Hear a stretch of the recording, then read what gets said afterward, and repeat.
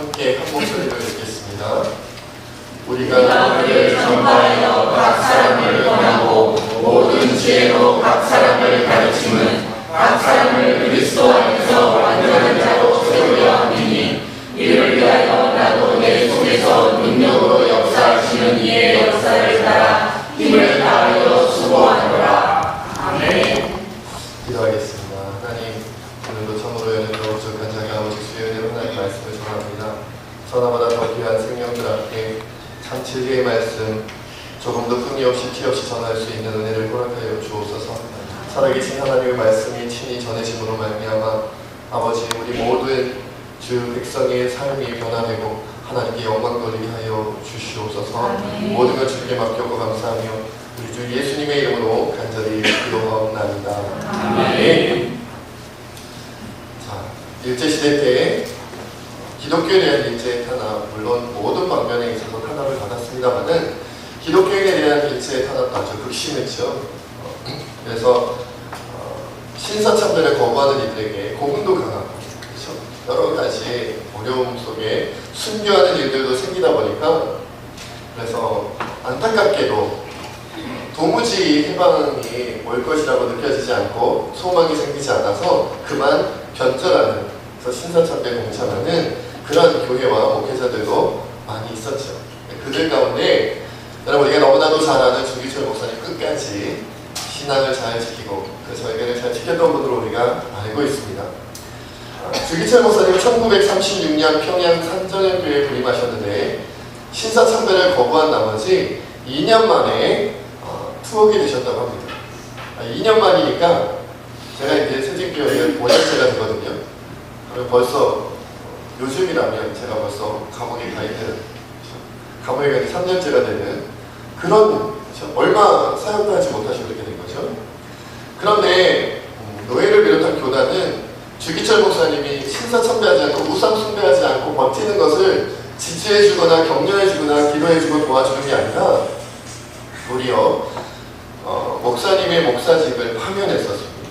그리고 가족들을 엄동설안의 교회 사택에서 내쫓았다고 합니다. 1940년에 마침내 교회가 폐쇄되는 일까지 벌어지고 말았어요.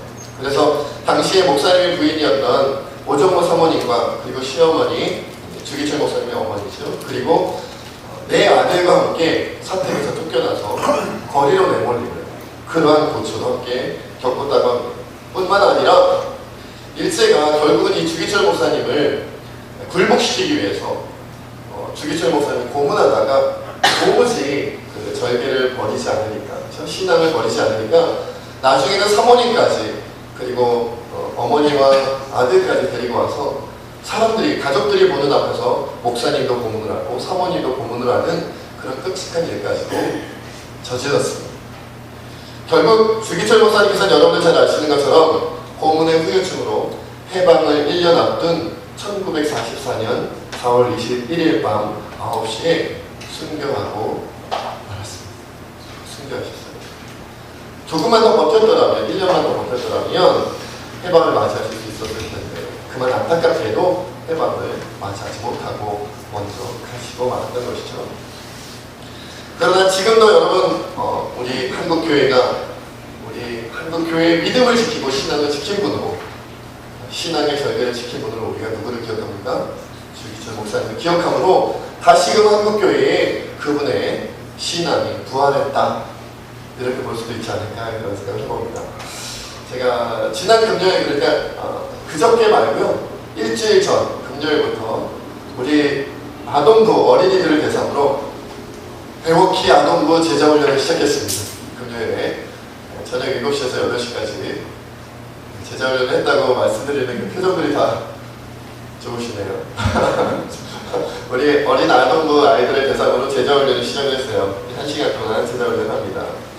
그러면서 아이들에게 이렇게 얘기했습니다. 너희들에게 왜 아직 어른도 아닌 나이도 어린 너희에게 왜 제자훈련을 하는지 아느냐? 그리고 제자훈련을 왜 하는 줄 아느냐? 제자훈련이 뭐냐? 물어봤더니 아이들이 뭐 이런 얘기 저런 얘기 막 해요. 제자가 되는 거예요, 뭐 훈련하는 거예요, 뭐 공부하는 거예요, 뭐 여러 가지 얘기들이 나오더라고요. 그래서 제가 아이들에게 얘기했습니다. 우리가 교회 교회에서 물론 하나님에 대해 배우고 예수님에 대하여 배우고 그리고 하나님과 예수님에 대한 뭘 배우는 거예요? 신앙을 배워요. 신앙. 뭐 믿음 배운다, 소망 배운다, 사랑 배운다 다 맞는 말인데 결국 우리가 뭘 배우는 거예요? 하나님께 대한, 예수님께 대한 신앙을 배워요. 신앙을. 그런데 신앙을 배우는데 그 배운 신앙을 우리 삶의 생활에서 실천이 되면 기독교입니다. 그런데 우리가 배운 신앙이 삶에서 생활에서 실천되지 않고 머릿속에만 있다면 그것은 기독교인이 된다. 이렇게 이제 아이들한테 설명을 해줬어요. 근데 아이들이 설명 딱 이해가 가는 것 같더라고요. 아, 그런 거예요? 제가 아이들하고도 얘기했죠. 세상 사람들이 요즘 기독교인들을 보면서 개독교라 그러잖아. 애들도 자기네 학교에서도 그런 말을 듣는데요. 요즘에는 학교에서 개독교라는 얘기 듣습니다. 너 아직도 교회 다니냐? 너 개독교인이구나. 그 얘기를 초등학생들이 한다는 얘기예요. 여러분, 우리 아동부 애들 대단한 애들이에요. 학교에서 개독교 소리를 들으면서도 이겨내고 신앙생활하는 아이들이에요. 그래서 왜 개독교라 그러는지 아니? 라고 물어봤더니 모르겠어요. 우리가 좀 과장해서 얘기하면 우리가 개같이 생겼나요? 우리가 왈마에 걸리나요? 여러 가지 얘기가 나와요. 아동부 아이들이니까. 제가 되겠어요. 믿음을 배웠고, 소망을 배웠고, 사랑을 배우고, 겸손을 배웠는데, 말하자면 예수님에 대하여 배웠는데, 신앙에 대하여 배웠는데, 배운 것, 우리가 알고 있는 것을 삶에서, 생활에서 실천이 되고 순종이 되면 기독교인인데, 알기는 아는데, 머릿속에 알기는 아는데 그것이 신앙, 삶에서, 생활에서 드러나지 않고 있으면 그게 바로 기독교인으로 욕먹는 이유가 되는 거야.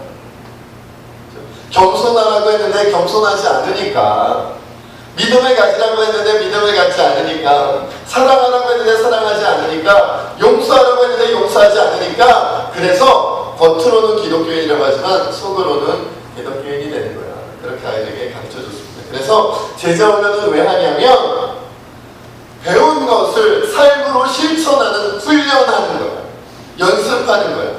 이것이 어릴 때부터 하지 않으면 어른이 돼서는 잘 나오지 않더란다 얘들아. 그래서 어릴 때부터 제자훈련 하는 거야 라고 아이들에게 얘기해줬습니다. 저도요 어릴 때부터 이렇게 교회에서 신앙생활을 했지만 어릴 때부터 그냥 머릿속에 아는 것 말고 삶에서 실천하고 순종하지 않는 것들은 어른이 돼서 하기가 굉장히 어렵더라고요. 목사임에도 불구하고. 여러분 여기서 이제 그런 생각을 해봤어요. 나는 교회 목사인데, 이양수 목사인데 하나님께서 보실 때 기독교 목사일까, 기독교 목사일까, 실천하는 목사일까, 그냥 말만 떠드는 목사일까, 이걸 이제 고민하게 된다는 것이죠. 여러분 아까 주기철 목사님 이야기로 다시 돌아가 보도록 하겠습니다. 이제 해방이 됐습니다. 이제 주기철 목사님은 갑자기 파면당한 목사에서 영웅이 됐어요. 신앙의 영웅이 됐어요. 그렇지 않겠어요? 굉장히 이제 미신이 올라간 거죠. 모든 사람들이 주기철 목사님의 그 순교한 모습을 다 높이 칭송을 했습니다. 그러자 그 산조연교회 교인들이 주기철 목사님의 동상을 세우겠다고 했다. 위대한 신앙의 용사니까 동상을 세우겠다고 그 교회에서 이렇게 얘기를 한 거죠. 그러자 사모님이셨던 오정모 사모님께서 철저히 반대를 했다. 그리고 이렇게 얘기를 했답니다. 왜 주기철 목사님이 하나님의 영광을 가리게 합니다. 더 정확하게는 이렇게 표현했어요. 주기철 목사님이라고도 안 하고 아마 하나님 앞이라서 그랬던 모양이에요. 왜 주목사가 하나님의 영광을 가리게 하느냐. 그런데 크게 호통을 쳤다고 합니다. 여러분 영웅은 맞지만 영웅이라 할지라도 신앙의 위대한 인물이라 할지라도 하나님 위에 올라갈 수는 없는 것입니다. 겸손은 말로 하는 게 아니라 실천으로 삶으로 드러내야 한다는 것을 사모님께서 몸소 보여주신 거예요. 여러분 신앙은 머리로 하는 것이 아니라 말로 하는 것이 아니라 무엇으로 하는 거냐면 우리의 삶으로 하는 거예요. 생활로 하는 거예요. 그걸 깨달으셨던 거죠. 진정한 그리스도인의 모습 바로 이런 거 아니겠습니까? 근데 오늘은 우리가 그것을 못하니까 오늘은 우리가 뭐라고 불려요? 기독교라고 불리는 거죠. 그래서 오늘은 사실 제목이 썩 좋아 보이진 않습니다. 제목이 뭔가요? 기독교와 기독교. 그러나 한 번은 꼭 짚고 넘어가야겠다 싶어서 이 제목으로 함께 말씀을 나누고자 합니다. 오늘 본문 말씀을 보니까 골로새서 1장 28절 29절 말씀 다시 한번 함께 읽어보겠습니다. 시작. 우리가 늘 전파하여 각 사람을 권하고 모든 지혜로 각 사람을 가르치는 각 사람을 그리스도 안에서 완전한 자로 세우려 하니 이를 위하여 나도 내 속에서 능력으로 역사하시는 이의 역사를 따라 힘을 다하여 수고하노라. 예, 여러분 사도 바울이 왜 예수님을 전파하고 왜 각 사람에게 권하고 왜 각 사람을 가르치는지 그 이유를 얘기했어요. 왜 그래요? 하나님 안에서 어떻게 하려고요? 그리스도 안에서 완전한 자로 세우려고 합니다 하는 거예요. 그리고 그것은 그냥 되는 게 아니라 자신의 힘과 능력으로 되는 게 아니라 내 속에서 능력으로 역사하는 이 누구 했어요? 성령 하나님의 역사로 돕지 않으시면 안 되는 일, 그 일을 사도 바울이 힘을 다하여 수고한다고 했어요. 한 사람 한 사람을 예수 그리스도를 전하고 권면하고 가르치고 이거 왜 하냐면 완전한 자로 세우려 함이라는 거예요. 그냥 어설픈 자, 교회만 왔다 갔다 하는 자, 출석만 하고 그냥 돌아가는 자, 그냥 그런 사람을 위해서 말씀을 전하고 말씀을 가르치는 게 아니라 한 사람 한 사람, 각 사람이라고 몇 번이나 얘기를 해요. 각 사람을 가르치고 각 사람을 그리스도 안에서 완전한 자로 세우려 했다. 각 사람을 권했다. 각 사람 뭐예요? 한 사람도 빠짐없이 10명의 그리스도인들 10명의 성도님들 가운데 뛰어난 자 한 사람이 아니고요. 그래서 딱 봐가지고 대성 부른 그런 사람들만 가지고 한 사람 이렇게 뽑아가지고 100명 중에 한 10사람 뽑아가지고 그렇게 가르치고 그렇게 권하고 그렇게 완전한 자로 세우는 게 아니라 어떻게 해요? 각 사람 모든 한 사람 한 사람에게 예수 그리스도를 바르게 전하고 예수 그리스도를 바르게 권면하고 그 모든 지혜로 각 사람 예수 그리스도를 온전히 가르쳐서 모든 사람이 완전한 자로 세워지는 것이 바울을 통한 하나님의 꿈이었다. 그것도 그렇게 노력한다고 되는 게 아니라 내 속에서 바울의 속에서 역사하시는 성령 하나님의 역사하심이 있어야 가능한 일이다. 여러분 우리들 가운데 누구만 세워져야 되는 게 아닙니다. 그 누군가만 완전해져야 되는 게 아닙니다. 제가 지난번에 그런 말씀드렸죠. 만약 여러분들이 나는 평신도야, 나는 목사가 아니니까 선교사가 아니니까 그러니까 나는 적당히 신앙생활 해도 돼 라고 생각하시는 분이 있다면 뭐 하라고요? 네, 신학 공부를 시작하시라고요. 바로 목사님 되세요. 내가 평신도여서 나는 적당히 신앙생활 해도 돼 이렇게 생각하시는 분이 있다면 바로 목사하세요. 신학 공부를 시작하시라고요. 주님은 각 사람이 완전하기를 원하셨어요. 누구만이 아니라. 자, 그래서 오늘 도대체 하나님께서 보신다면 어떤 사람이 기독교 같고 어떤 사람이 진정한 그리스도인 같을까? 이것을 좀 세 가지로 비교했으면 좋겠습니다. 첫째, 기독교는 이기적이고 기독교는 이타적입니다. 여러분 마태복음 5장 39절로 42절에 보면 찾지는 마세요. 제가 읽어드리겠습니다. 이렇게 말씀하고 있죠. 나는 너희에게 이르노니 예수님의 말씀입니다. 악한 자를 대적하지 말라. 누구든지 내 오른편 뺨을 치거든 왼편도 돌려내며 또 너를 고발하여 속옷을 가지고자 하는 자에게 겉옷까지도 가지게 하며 또 누구든지 너로 억지로 오리를 가게 하거든 그 사람과 심리를 동행하고 내게 구하는 자에게 주며 내게 꾸고자 하는 자에게 거절하지 말라. 여러분 여기서 악한 자 대적하지 말랬는데 이 악한 자는 어떤 자예요? 내게 악한 자예요. 왜요? 그 뒤에 설명을 보면 알잖아요. 오른편 뺨을 치거든 너무 세게 쳤다. 왼편도 돌려내라고 했어요. 그러니까 여기서 바로 앞에서 말하는 악한 자를 대적하지 말라. 누구든지 내 오른편 뺨을 치거든 이렇게 바로 넘어가거든요. 그러니까 오른편 뺨을 치는 정도로 나에게 나쁜 짓을 한 사람이 누구라는 거예요? 악한 자예요. 그런데 그 악한 자에 대해 뭐 하지 말아라? 대적하지 말아라. 오늘 예배 끝나고 한번 실습을 해볼까요? 각자 이렇게 한 번씩 딱 때리고 이렇게 한번 돌려다는 연습. 그렇죠? 그것도 무슨 한 장난을 친다든지 무슨 뭐 연기를 하는 게 아니라 정말로 내 마음, 내게 대하여 악한 마음을 품고 때리는 사람을 얘기하는 거예요. 악한 자잖아요. 내게 정말 악한 마음을 품은 거예요. 독한 마음을 품은 거예요. 내가 미운 거예요. 이양수 목사를 미워하는 사람이 와서 누군가가 와서 제 오른편 뺨을 딱 때린 거예요. 정말로 미워서, 정말로 싫어서. 그럴 때 어떻게 하라고요? 대적하지 말고, 당황하지 말고, 왼편 뺨을 딱, 오른편입니다. 왼편 뺨을 딱 돌려줘요. 그게 주님의 말씀이에요. 너를 고발해서 속옷을 가지고자 하는, 여러분 그냥 속옷을 가지는 게 아니고요, 고발하여 속옷을 가지고자 하는 사람, 날 고발한 사람이에요. 날 고발한 사람은 날 고소한 사람이에요. 나를 법정에 세우겠다는 거예요. 그래서 속옷을 뺏어가겠다는 거예요. 그런 자에게 뭐까지도 줘라? 겉옷까지 줘. 누명을 씌우고 날 고발해서 속옷을 뺏어가는 사람에게 겉옷까지 주래요. 너로 오리를 가게 하는데 어떻게 가게 하냐면 억지로 오리를 가게 하는 거예요. 오리 빽빽이게 아니고요. 재밌는 얘기 정확한 문제가 있어요. 지치고 피곤하고 힘들고 어렵고 가기가 힘든 거예요. 다리에 힘이 풀렸고요. 맥이 풀렸어요. 왜요? 수고하고 힘들 일을 많이 했단 말이에요. 이제 더 이상 한 걸음 더 가기 어려운데 억지로 오리를 가게 하는 거예요. 그런 자에게 어떻게 하나? 심리를 동해.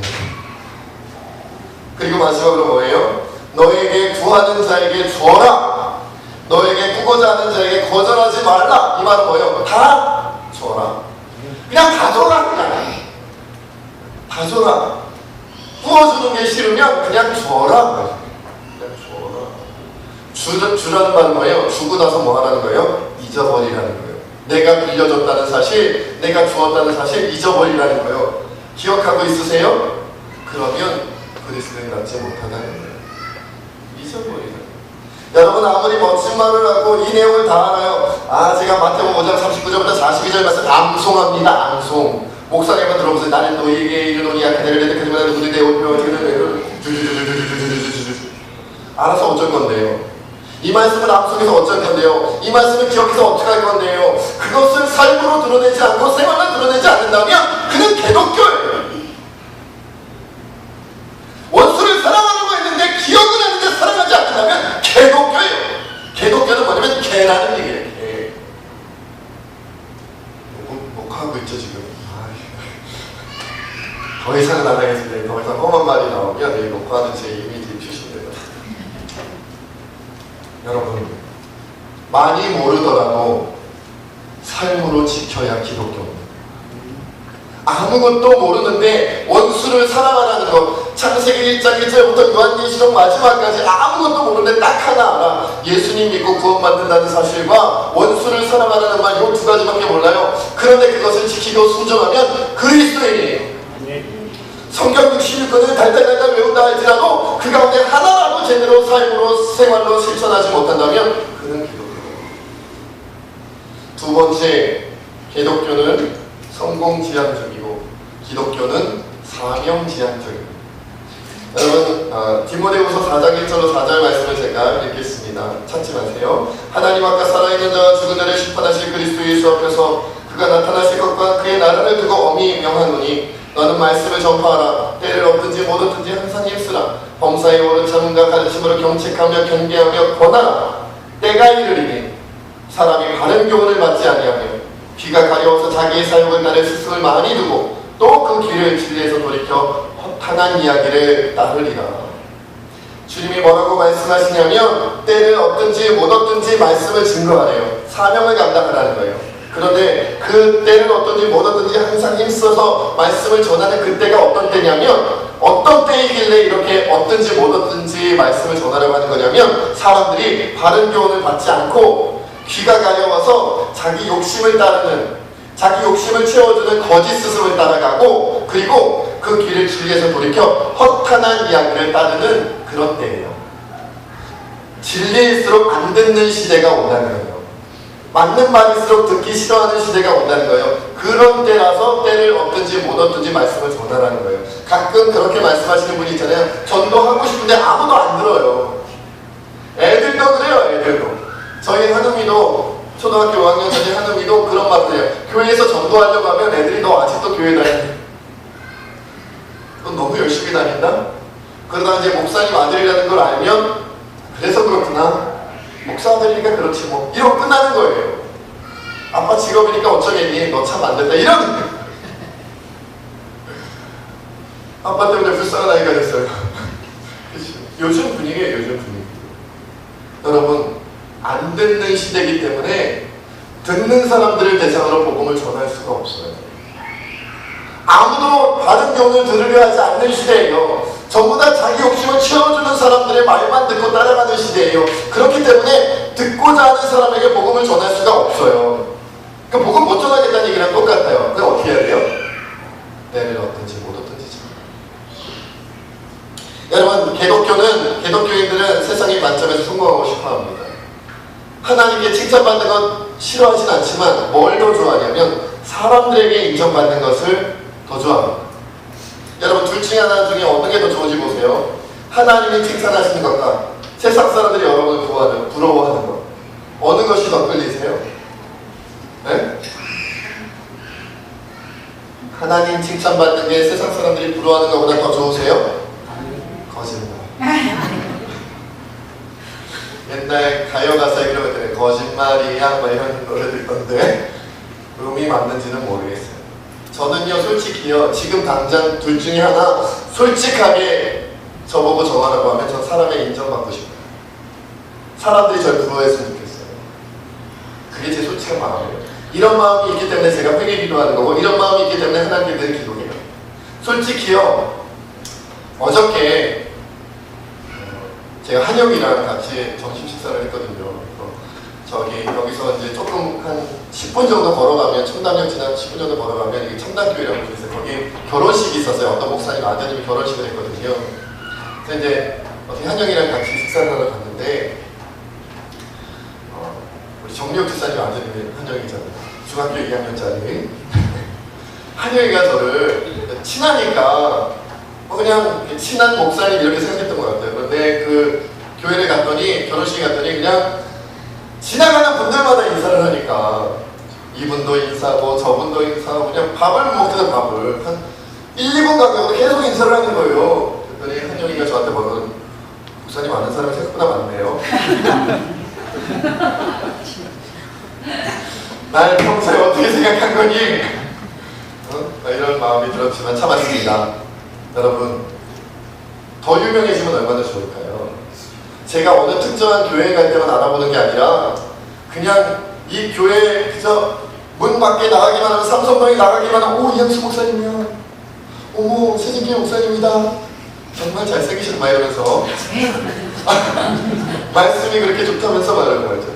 은혜가 넘친데 막 이러면서, 그죠? 막 교계에 소문이 나고 말이죠. 기독교 신문에 나다가 나중에는 일반 방송에도 막 나오고, 기독교 대표 이양수 목사 할 때 좋잖아요. 막 방송에 찍고 말이죠. 막 CF까지는 아니지.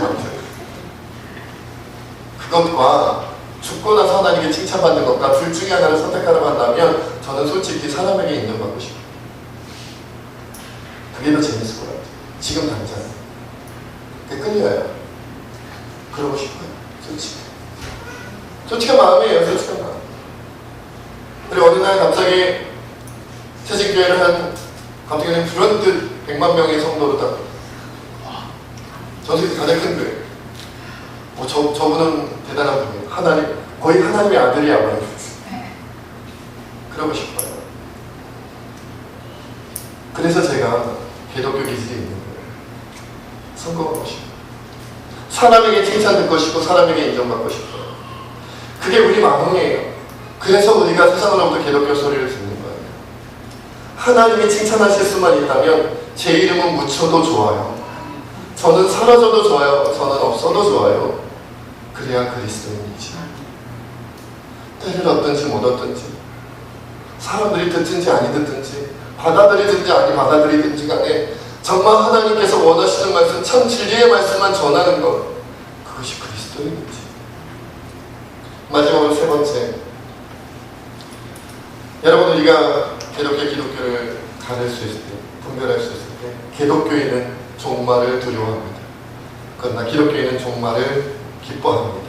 디모데후서 4장 5절로 8절에 보면 이런 말씀이 있습니다. 그러나 너는 모든 일에 신중하여 고난을 받으며 전도자의 일을 하며 내 직무를 다하라. 전제와 같이 내가 벌써 부어지고 나의 떠날 시각이 가까웠도다. 나는 선한 싸움을 싸우고 나의 달려갈 길을 마치고 믿음을 지켰으니 이제부로는 나를 위하여 의의 면류관이 예비되었으므로 주 곧 의로우신 재판장이 그날에 내게 주실 것이며 내게만 아니라 주의 나타나심을 사모하는 모든 자에게 도니라.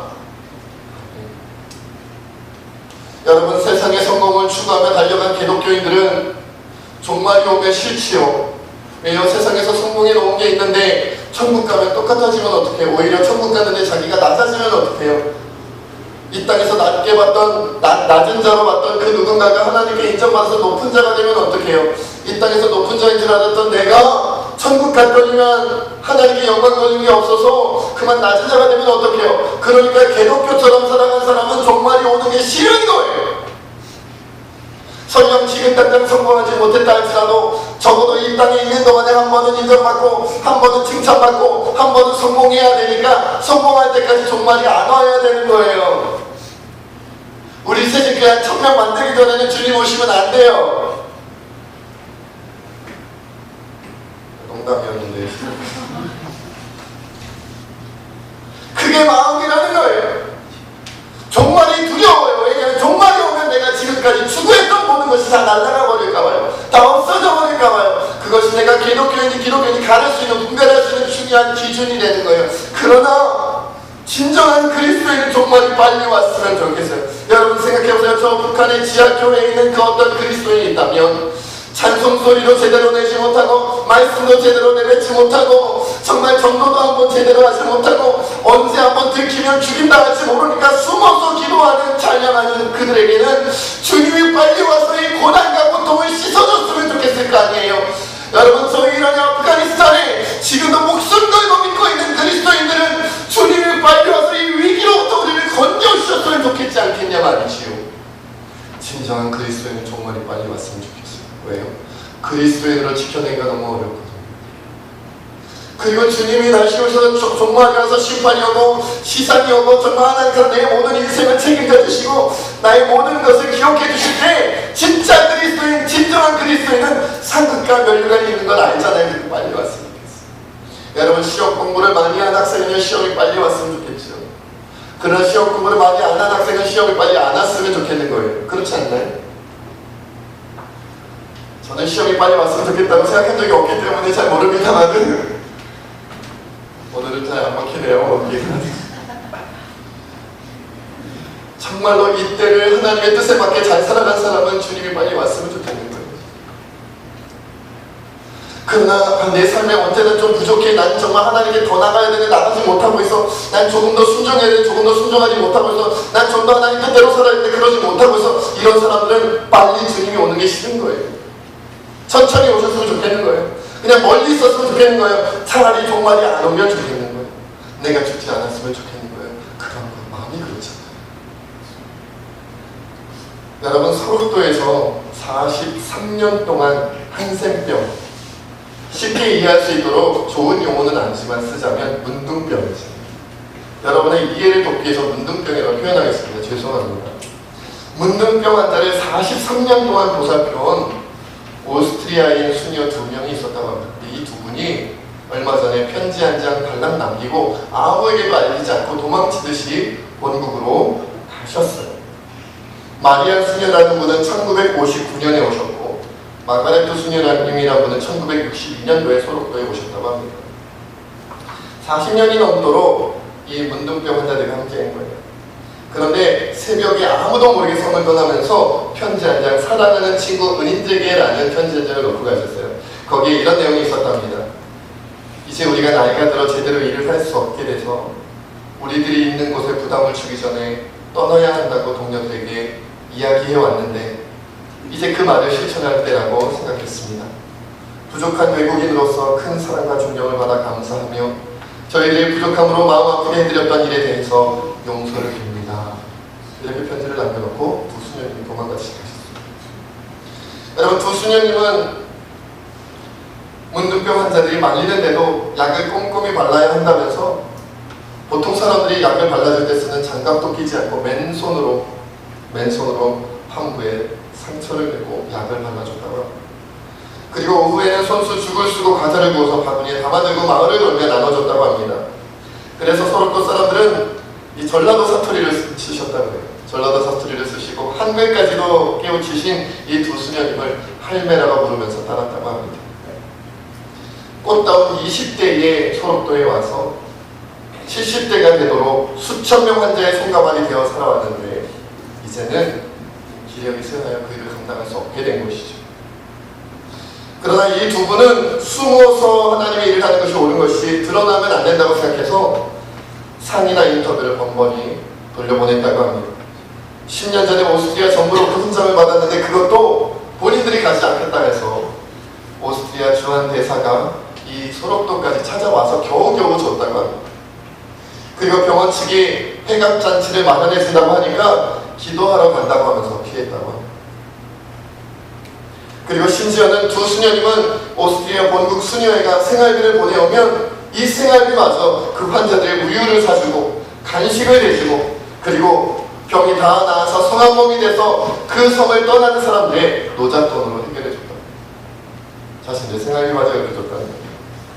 그래서 그 두 분이 소록도에서 도망치듯이 나올 때 그 두 분의 손에는 딸랑 헤어진 가방 한 개만 들려있었다. 마리안 수녀님이 이렇게 고백했다고 합니다. 처음 왔을 때 환자가 6천 명이었습니다. 아이들도 200명쯤 됐고 약도 없고 돌봐줄 사람도 없었습니다. 한 사람 한 사람을 치료해 주려면 돌봐줄 사람이 너무 없어서 내가 이곳에서 평생 살아야겠구나 하는 생각을 했다고 합니다. 그렇게 40년이 흐른 겁니다. 이제 40년이 지나서 소록도도 많이 좋아지고 환자도 600명 정도로 크게 줄었습니다. 그러나 또 자기네들이 떠난다고 누군가에게 알려지고 요란한 성별식이 될까 해서 조용히 떠나셨다고 합니다. 두 분은 배를 타고 소록도를 떠나던 날에 멀어지는 소록도 성과 사람들을 멀리서 보며 하염없이 눈물을 흘렸다고 합니다. 20대부터 40년을 살아온 소록도이기 때문에 고향 땅 오스트리아에 돌아갔는데 오스트리아 땅이 오히려 낯선 땅이 되었다고 합니다. 지금은 오스트리아의 한 수도원에 3평 남짓, 30평이 아니고 13평이 아닙니다. 3평 남짓 되는 방 한 칸에 살면서 소록도가 그리워서 방을 온통 한국의 장식품으로 꾸며놓고 밤마다 소록도 꿈을 꾼다고 합니다. 그분의 방문 앞에는 평생 마음에 담아뒀던 한국말이 이렇게 써있다고 합니다. 선하고 겸손한 사람이 되어라. 그리고 이렇게 고백했습니다. 지금도 우리 집, 우리 병원이 다 생각납니다. 바다는 얼마나 푸르고 아름다운지. 하지만 괜찮습니다. 제 마음은 소록도에 두고 왔으니까. 라고 고백했다고 합니다. 모든 사람이 이런 일을 해야 된다고는 생각하지 않으실 수 있습니다. 그러나 저는 꿈꾸며 기도합니다. 저를 비롯한 우리 모두가 이런 삶을 꿈꿨으면 좋겠다. 세상에서 드러나기를 원하지 않고 이기적인 모습이 아니라 이타적으로 세상에서 성공해서 사람들의 부러움과 인정받고 칭찬받는 것이 아니라 하나님만 알아주시면 된다고 생각하고 내 모습, 내 이름 감추고 그런 삶이기에 어서 주님이 빨리 오셨으면 좋겠다. 어서 주님이 빨리 오셨으면 좋겠다. 이렇게 생각하고 고백할 수 있는 그런 삶을 저와 여러분이 함께 꿨으면 좋겠습니다. 저도 아직 그런 삶을 꿈꾸지 못하고 그래서 회개하고 안타깝습니다. 때로는 제 자신이 미울 때가 있습니다. 나는 왜 이렇게 마음을 부유한가? 왜 이렇게 사람들에게 인정받기를 원하고 칭찬받기를 원하는가? 나는 왜 이렇게 성공하고 싶어 하는 것일까? 여러분 이 시간 저와 함께 기도했습니다. 이제 기독교로 불리는 그런 모습을 우리 예수님처럼 친절한 그리스도인답게 살아갈 수 있게 이 시간 함께 하는